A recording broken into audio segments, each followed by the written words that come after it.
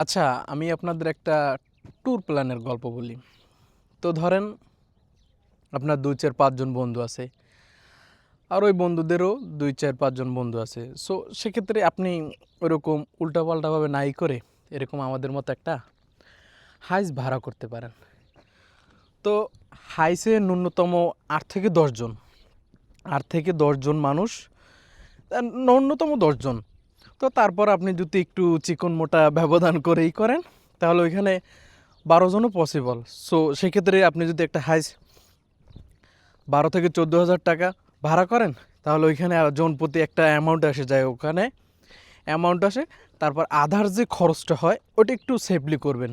তো সেফলি করলে কি হবে, দেখা যাবে যে আপনি ১৫০০ টাকার ভিতরে একটা লং ট্যুর দিতে পারবেন। যে কোনো জায়গায়, বাংলাদেশের যে কোনো জায়গায় একটা লং ট্যুর দিতে পারবেন, একদিনের ভিতরে আপনি ঘুরে আসতে পারবেন।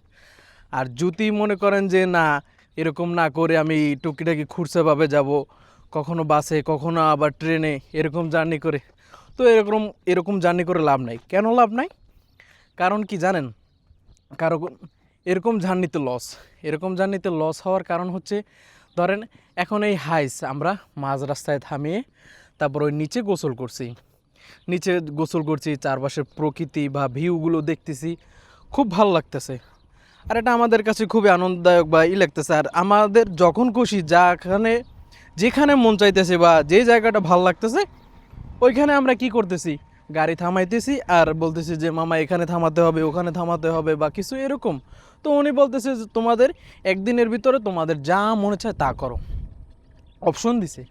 সো সেক্ষেত্রে দেখা যায় কি, আমাদের যে একটা ফ্রিডম থাকা দরকার বা একটা যে আমরা একদম রিল্যাক্স ফিল করব, যখন যা খুশি তাই করব, এরকম একটা সুবিধা পাওয়া যায়। আর আপনি যদি বাসে ট্রেনে যান, হয়তো খরচটা ১৫০০-র জায়গায় আপনার ১২০০ হবে, বাট আপনি যে একটা সিলেক্টেড জায়গায় যাবেন ওই জায়গাটাই কি ফিক্সড থাকবে। সো সেক্ষেত্রে আপনি ওই আর ৩০০ টাকা যদি বাড়াইতেন তাহলে কি আপনি আরও ২-৫টা জায়গায় বেশি যাইতে পারতেন। বাট যখন আপনি ৩০০ টাকা বাঁচাতে গিয়ে দেখতেছেন যে একটা জায়গায় গেছেন, ওই জায়গা থেকে কি আবার আসার তো একটা প্যারা থাকেই। তো সেক্ষেত্রে আর ওইরকম হয় না, বুঝছেন? তো দেখা যায় কি সব মিলিয়ে তখন আর ওই এক জায়গায় গেলেন, এক জায়গায় ঘুরে আসলেন কিছু টাকা বাঁচানোর জন্য। আর সবচাইতে বেশি ইন্টারেস্টেড ব্যাপার হয় যদি এরকম ৫-১০ জন বন্ধুবান্ধব মিলে আপনারা করেন, তাহলে আমি মনে করি একটা হাইয়েস্ট ভাড়া করেন। তারপর ভাড়া করে ওনাকে একদিনের জন্য করেন, একদিনের জন্য রিজার্ভ করেন। রিজার্ভে যা লাগে কম বেশি করেন, ম্যানেজ করলে তাহলে দেখবেন খরচ হয়তো ২-১০০ টাকা বেশি যাবে, অথবা একসঙ্গে আসলে একটু কম হবে, বাট আপনি ঘুরে ফিরে বা এনজয় করে মজা পাবেন, বুঝছেন?